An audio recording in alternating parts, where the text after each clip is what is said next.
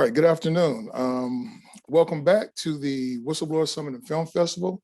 My name is Michael McCray. I'm the managing director for the summit, and I am the moderator and panel host for the Sallie Mae Not Exposing America's Student Loan Scam panel. And I'm so excited to be able to share some information and to moderate this panel and invite the Northeast Filmmakers Lab to add a little more information to this wonderful film.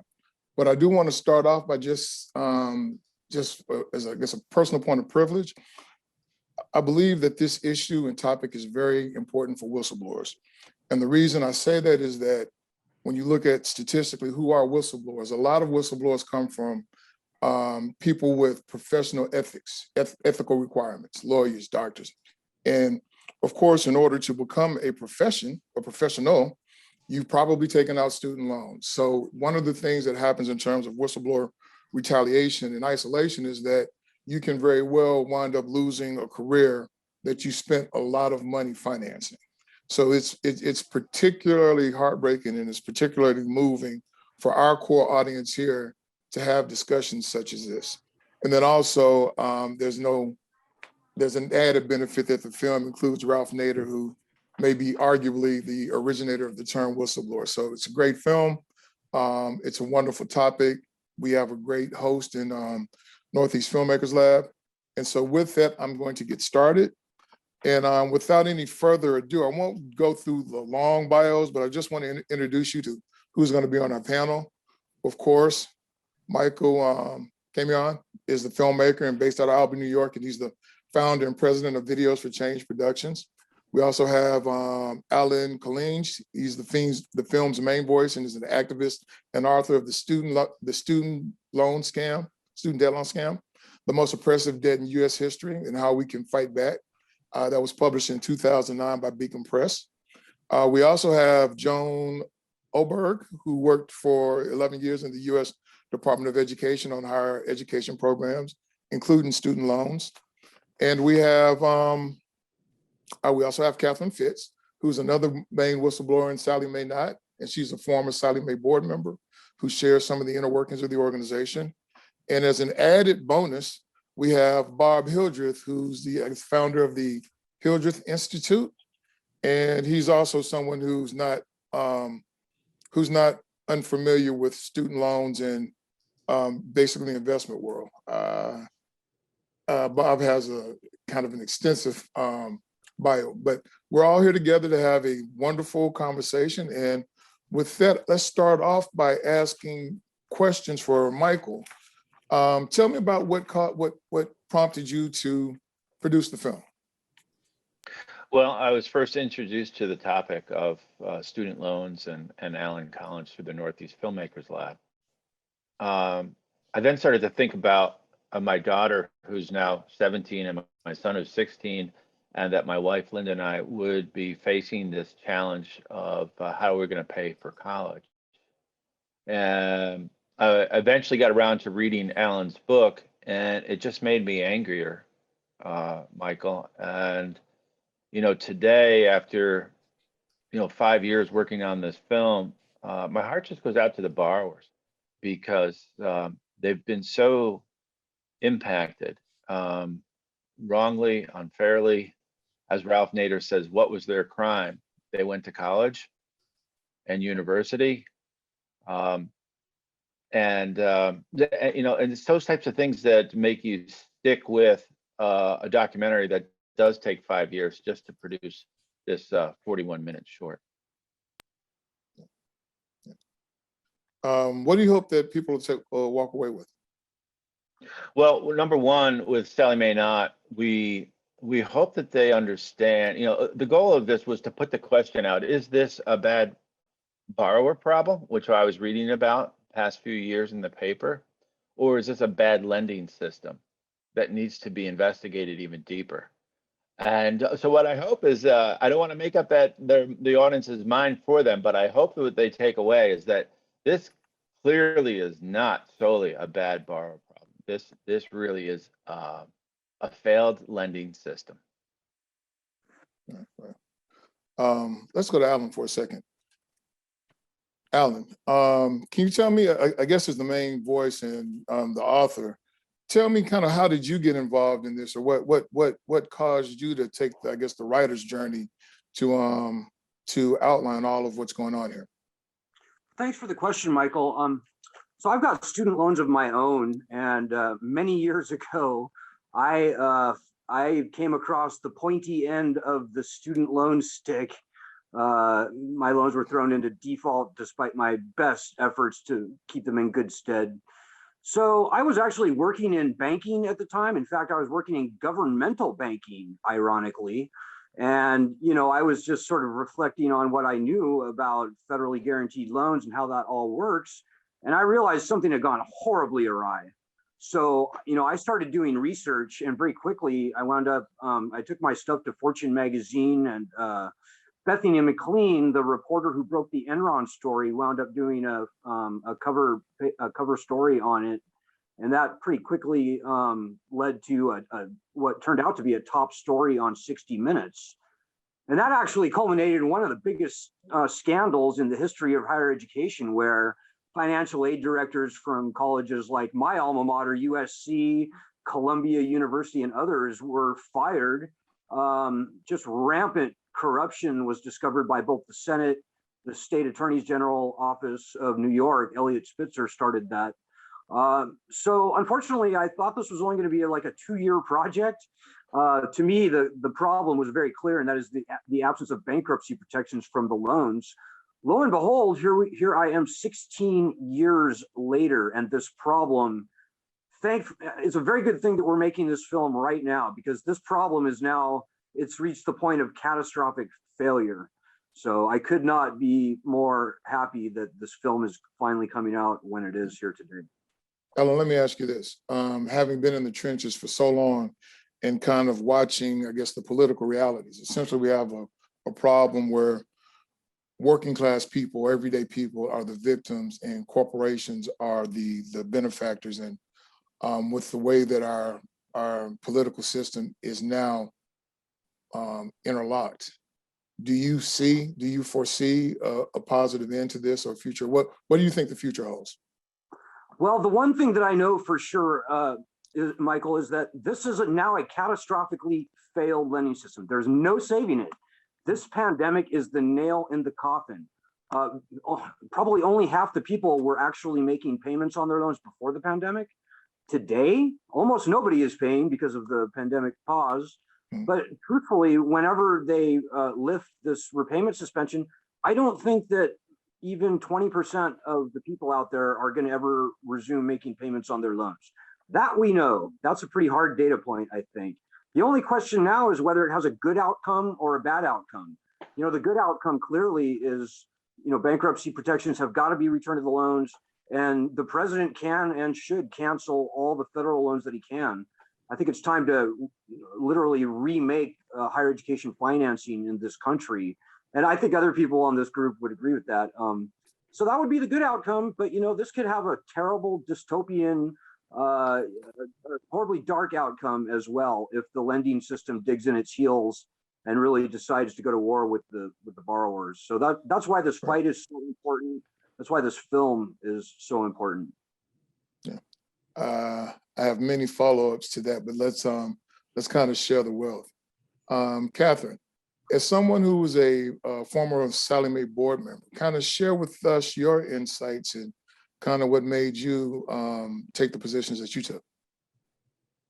So I've written an article about my experience on the Sallie Mae board called William Diefenderfer, the economic hitman of student loans. And I wrote that after having met Alan, read his book, and I and my attorney doing research on what was happening in student loans. And we really satisfied ourselves that Alan had done quite a good job of reporting on it. And I frankly was shocked at the stripping of bankruptcy and other provisions from student loans. And the fact that a model had been created where the student loan industry could literally make more money from people failing than succeeding. And I'm a person who's seen a lot of predatory lending. I live in a poor community in Tennessee most of the time when I'm in the United States, and I've seen some amazingly shocking predatory lending. But this was predatory lending on a serious systemic scale, not just because people were being put into significant loans that they couldn't pay back. But if you look at who was leading the effort in both the governmental agencies and the financial institutions, they understood that globalization was going to make it much harder for these young people to generate an income. And so to me, the entire system was fraudulent inducement. In other words, they were encouraging loans where they had inside information that the students would not be able to pay them back. They were engineering the provisions so they could make money on the students not being able to pay back, and they weren't providing that disclosure to the borrowers. And to me, that's a material omission. So this was a fraudulent inducement and predatory lending on a scale which I would describe as a criminal enterprise. Wow. Catherine, let me ask you this. Wow, just right. That's a heck of a statement there. Again, with the politics being what they are, it's you have essentially a powerless or really the powerless versus the powerful. How do we get to a spot? Well, really the question is, what happens if everybody walks away? I have to disagree with that, because I think the students and their parents were not powerless. Mhm. There were many ways that they could have navigated this in a very different way if they had been able to fathom that they were dealing with a governmental and business and banking structure that would do this to them. I think, what you saw was a phenomenally naive population agreeing to go, allowing themselves to be the target of predatory lending. So there are two sides of the story, and one is, we literally had generations of people who were not taking responsibility. Now, the young people, you can argue were too young to know better. The parents, not necessarily, but I think it was very hard for the majority of that population to understand that they were, if they'd been dealing with the mafia, if they had, been offered a loan from the Russian mafia, I'm sure they would have been more careful. Right. So there was a profound naivete and refusal to take responsibility, not just on the part of the students, but on the part of the universities. The universities are very complicit in this. And for the universities to allow this kind of equation to happen where they're running their costs up dramatically, and they're allowing many of their students to be put in a financial hole, when in fact they also should have known that is going to be much harder for these kids to generate the kind of income. So, I think you had a spectacular failure of governance and management in the United States. And you have to ask the question, because if you look at the people who are running the banks, running the universities, these are very smart, capable people. And, I'll never forget sitting on the board of Sallie Mae with some bankers and academics who were very, very capable, very caring. And it's inconceivable to me that with that board that this could have ever happened. And I think part of the problem was the board changed in dramatic ways. But, we're talking about an establishment that to maintain the growth in the financial system has engaged in significantly fraudulent practices. This is not the only area. So let me ask you this. In terms of bankruptcy protection, is there any other class that gets excluded from? I mean, in what other world can we have debts that go with you to the grave? Well, if you go back through history, my understanding, I'm not a historian, but if you go back through history, anytime a society adopts and makes usury legal, it's a matter of time before it fails. And that's what we're watching right now. We're watching the failure of a country because they've adopted, a number of these practices, including, and this is usury. This is making usury legal. Right. Well, let me throw a question over to Bob. Tell me a little bit about the Hildreth Institute and kind of what you do and how you operate. Sure, and thank you for having me on. We back-ended into the student debt problem because we were initially, and we still have foundations that try to help low-income folks get their kids to college by matching what they save for college. But we began to watch the increase in tuitions, and they were far outstripping the ability of our parents to raise enough money for college. So then we started to hunt around for why tuitions were going up.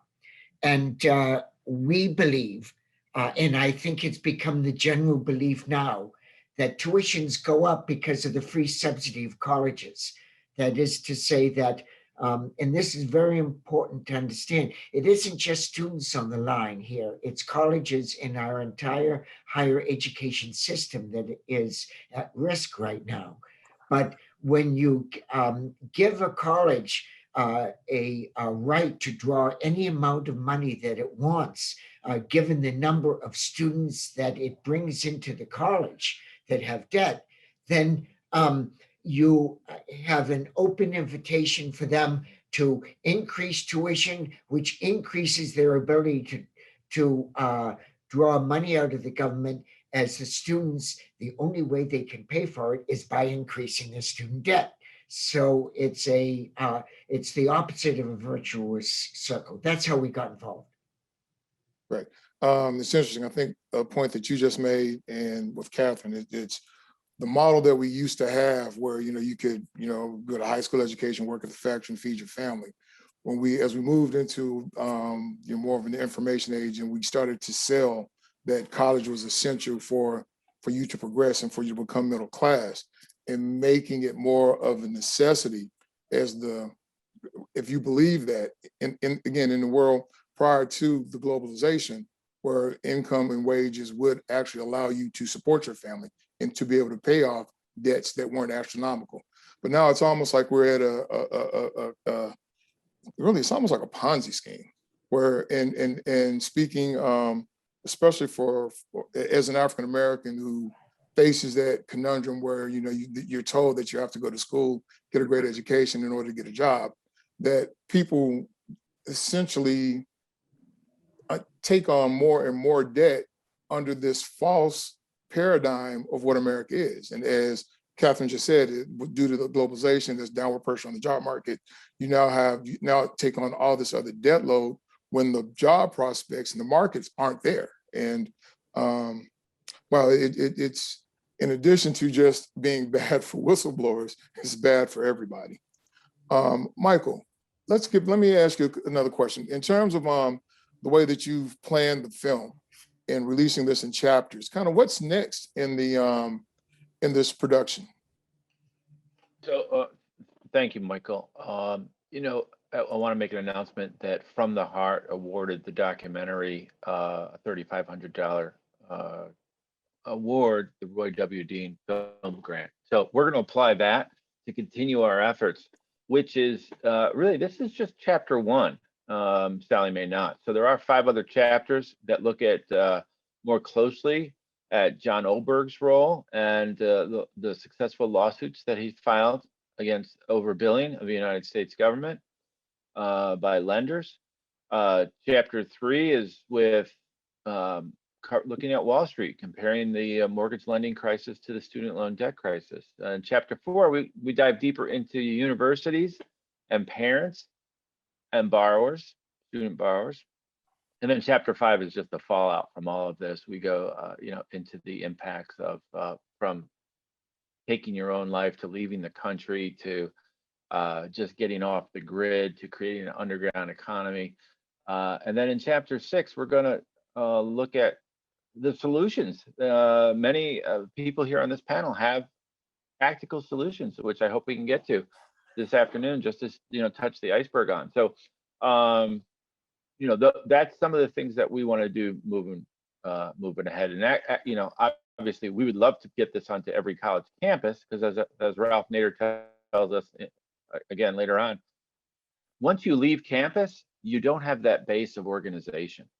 And so the borrowers are well, while there's millions of them, it's very hard for them to organize and to protest. this lending system in an organized fashion, which once that happens, and hopefully this documentary, this first one, Sallie Mae Not, can help, just bring people together and know that they first, number one, be empowered to take action. Okay, great.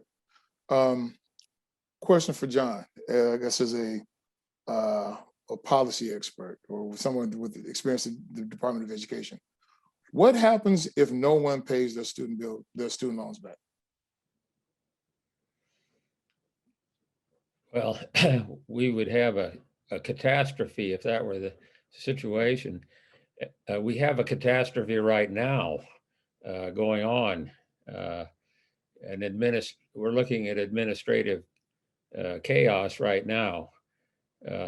Let me go back a little bit and say to Mike, this is a great film. I watched it very carefully. I tried to see if there were any places I could take exception. There are not. It's a remarkable film. Let me focus a little bit on the here and now and briefly say that student loans from about 1958 through 1981 were not a big problem. From the period 81 through 2001, they became a problem. From 2001 to 2020, I would say we were in a student loan crisis in this country. And in 2021, we are now on the verge of student loan chaos. Let's look at policy. You mentioned that. The Biden administration now has a huge problem, and it's got to make a lot of decisions, and it better make them quickly. I would say that there have been two excellent appointments of people who are very capable and may be up to the task. The appointment of Richard Cordray at Federal Student Aid is a great appointment, as is Toby Merrill. Toby Merrill is Deputy General Counsel. She was the head of the Harvard Project on Predatory Student Lending and brings great credentials. I would also have high hopes if he can get confirmed by the Senate for James Squall, with whom I worked for many years. It's a huge disappointment, however, that there has been no Biden administration move on the bankruptcy question. If you read the Washington Post about a week ago, Danielle Douglas Gabriel article about the problems, why the Biden administration doesn't take action immediately, administratively, to take the knee off the neck, so to speak, of borrowers in the bank in dire straits in bankruptcy. Let me just say very briefly here, as to an immediate agenda, I think we have to look at solving the problem of administrative chaos. That is not just because the pandemic pause is coming, but we have one of the major big four loan servicers that is collapsing. That is FIA. FIA does, through Fed Loan Servicing and AES, millions and millions of handles for borrowers. All that has to be moved to other servicers. We have the best thing that could be done right now is if the Secretary of Education would cancel as many loans as possible. And I have outlined, if people want to see how that might be done, I have a blog on it. You can Google 3 capitals, John Oberg, and look at my blog of June 23rd, in which I lay out some ideas for this. I am one of those, and there are many of us who believe that the Secretary has great powers under 20 U.S. Code 1082, the so-called compromise and settle authority to do this. Then, what percentage of total loans would that be? Or do you know? Do you have any idea? Well, I think it would be hugely significant. I think it would be in the millions. The question would be, to whom are you going to transfer the FIA portfolio? Are they going to be transferred to other servicers who are just as bad as FIA? And there is information in the Department of Education and in the Department of Justice about who the good servicers are and who the bad servicers are. And the department is going to have to take a look at that, because if we give these accounts to bad servicers, is going to be more trouble. So if the public would be able to see this, and I hope that they will someday, there will be questions about why weren't some of the terrible lenders and servicers debarred when this information became known at the department. We would not be in the situation we were had that happened. So, yeah, I'll stop there. Thanks. Okay. All right. Thank you. I'd like to add my thoughts, if I could, for just a second. Do you mind? Sure. Okay. I very much agree with the idea that we are now, I would almost call it the post-crisis. I was an economist at the International Monetary Fund, and I went through debt stops and debt restructurings in many Latin American countries, and every one of them was a mess. We are at the post. We are in the period where there are no payments. You don't get back to payments when there are no payments. The administration right now, the Department of Education, is just running around trying to figure out what do they do on September 30th, when the present suspension of payments stops.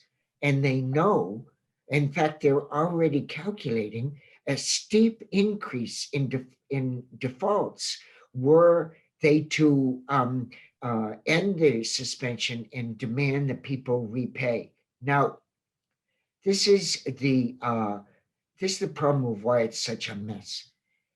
Every single college gets money in September from the government through the student loan process. Many of them cannot stay open for 30 days unless they get those payments every month. So we could have a large number of colleges close. This would force a real crisis. There is no getting around it now. It has happened.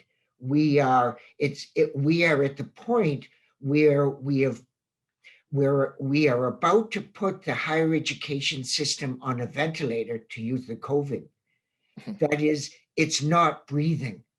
And everyone who says, I am for debt forgiveness, but I'm adult enough to know that when you force down the throat of the American taxpayer a 1.7 trillion cost that will immediately show up as a huge deficit that will make other decisions of let's say, bread and bullets impossible.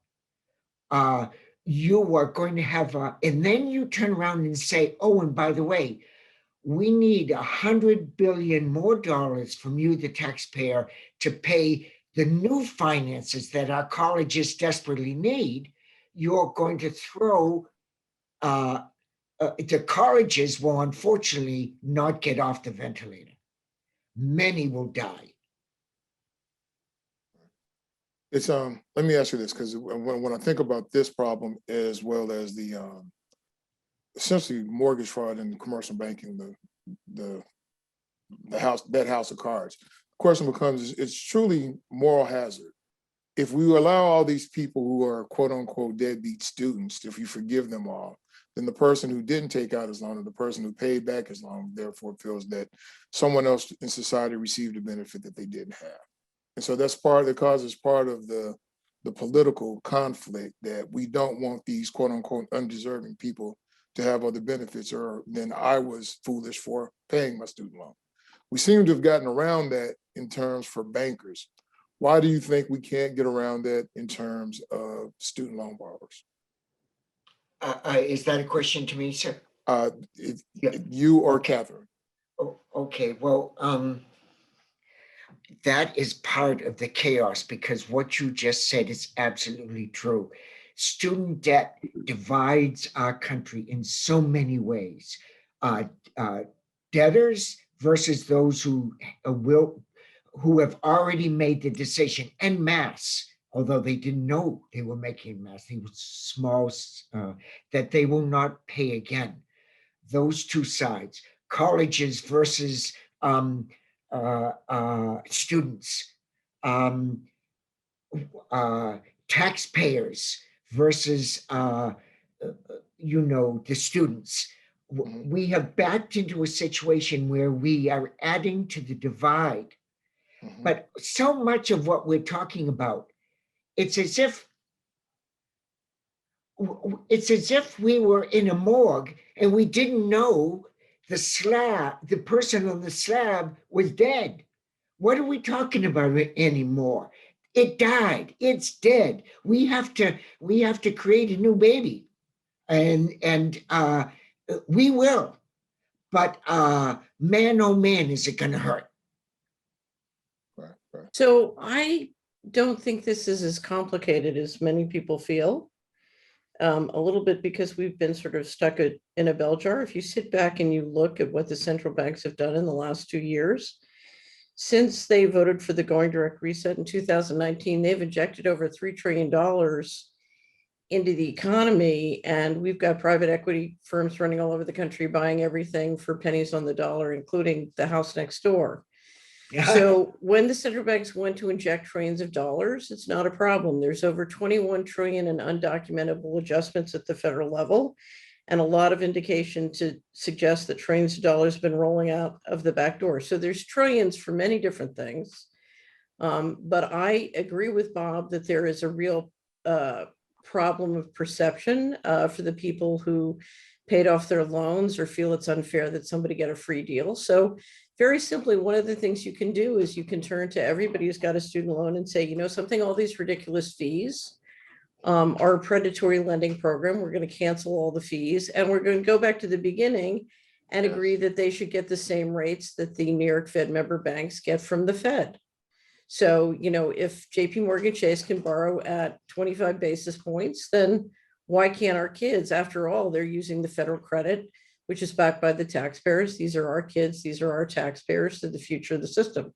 So I think there's a way to slice off the fees and slice off the predatory interest rates, and certainly bring the outstanding student debts equivalent with all the benefits and privileges of the New York Fed member banks who get to play with our credit. I agree. I agree with that. I would, though, say that that with your macro picture being correct, you can still have winners and losers. So another big division is, okay, so you want to save the state public colleges before all others. Okay. But 1/3 of our kids go to private schools. Okay. Of those 1/3, there's thousands of colleges, but 200 of them have really made sure that they're going to last. We could lose the rest. So now the problem is the rest are in counties throughout the United States where those private colleges are the biggest employers of their counties. So this has ramifications of losers that we just right. But here's you're absolutely right, Bob. But what I'm telling you is the U.S. college establishment has backed itself into a corner, whether it's state or private, because they have maintained a curriculum which is economically increasingly irrelevant while the prices have gone and inflated way ahead of the general economy. So they put themselves into an economic corner. And we either radically change the curriculum to be economically relevant, both to those counties and to the, and to the general economy and the individuals who invest in that education. We either bring this back to an enduring economic model, whether it's the curriculum, the school, the individual, or it's going to bust up anyway, no matter what we do about student loans. We're off the cliff. The car has flown off the cliff, and the model has to come back in a variety of ways. The entire federal establishment and the academic world has a negative return on investment. That's the reality. And so until you change it positive, nothing will work. And you can't pump this up with money, and you can't pump it up with lies. Exactly. Before we do too much on the equity question, and it's important, and also the curriculum and so on, there is something the Department of Education could do right now, the Secretary could do right now. And that would be to cancel the loans of every borrower who has already paid back principal plus the government's cost of borrowing.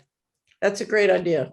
Yes, and what that would leave is those balances are fees and penalties and capitalizations and other kinds of charges on there that are the result of bad servicing and sometimes fraudulent servicing. When the servicers have given bad information to borrowers because bad information increases their bottom line and keeps people in debt forever. So an immediate move for administrative, out of administrative necessity, as well as to get a lot of people back into the economy without raising questions of, I paid off my loan and they're going to get some sort of a benefit. No, everybody would understand if you've already paid back principal and interest, cancel the loan.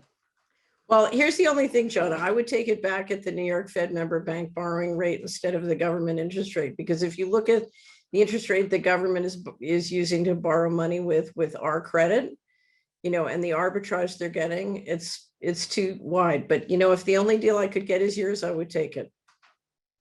So you're great idea. You're teaching me something here, John. Do you mean that after people pay their full principal and interest, they're still being charged something? Absolutely. Yes. Oh, absolutely.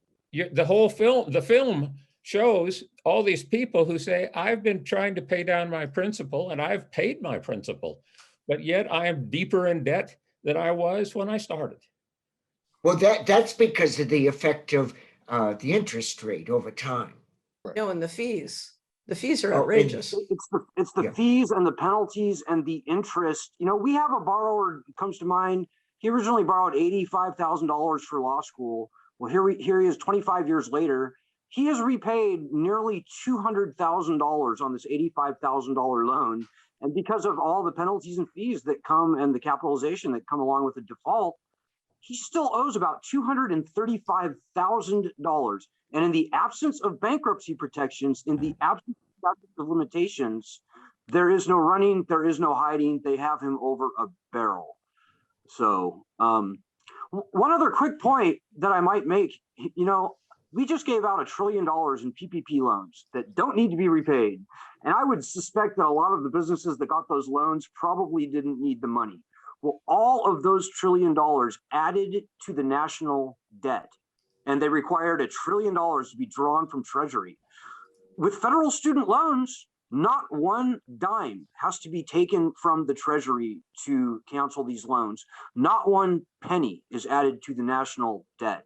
So in that context, and I know there's always going to be people who complain and there's always going to be critics, but cancellation is looking a lot better now than it was pre-pandemic, I'll just say. But I still maintain that simply returning bankruptcy protections is the great equalizer that I think is the first step that needs to happen. Alan, tell me about the student loan justice, the petition that you launched in March 2022. Alan? Yeah. We started a petition saying basically exactly what I just said, right as the pandemic was starting. And at that time, nobody was talking about student loan cancellation by executive order. Now it's at the top of the news. So I'm thrilled that Senator Warren and Schumer and others have embraced the concept. But I still maintain that the core of this thing is bankruptcy. It just is. You know, there's a good reason the founding fathers called for uniform bankruptcy laws ahead of the power to declare war, ahead of the power to raise an army. And I think that's really the first thing that needs to happen. It would be great to see some sort of cancellation from Biden, but I think we need bankruptcy protections back in place as a necessary precondition to get any actual loan cancellation, because what we're seeing right now, it looks like another Washington trick to do some lame, partial, ridiculous loan cancellation where almost nobody gets it as a cheap substitute for bankruptcy. That happened in 2007. We got tricked on that, and we don't want to get tricked again. Alan, Hey, Michael, I who would was say that? I have a follow-up question. Is that Mike? Yeah, I have a follow-up question to what Alan's talking about in terms of being duped. You know, recently over the weekend, there was an article about that if we cancel student loans, it's not going to help the economy. Who comes up with these articles? And, you know, they sort of look at it as, you know, this amount of money that gets spent or not spent and brought into the economy. But as we started earlier talking about the psychological impact, the, you know, people are not doing what they want to be doing in life. Right. The Alan's house got you 3 can't degrees. buy because of the mortgage you can't afford, because of the student loan that you have in your credit record. I mean, I think And that's so kind of ridiculous. the first marriage that you can't have, your Exactly. first child, the Right. first appliance, right? As Right. one student borrower said to us, yes, starter marriages are down. And There's some they terrible equate this. people at Forbes magazine. Let me just say, Zach Friedman, that whole group is just a nest of pit vipers. They are just, if there's a class war, they are the king's men. Terrible. It's not just Well, but- Forbes either. Yahoo Finance is pretty bad. There's others. I think there's something far worse than not being able to buy a house or not being able to, you know, get married, you know, the year you want to. I think you have to understand what is happening is we are creating a group of young people who have no faith in the future because they're part of a society that conducts itself like this.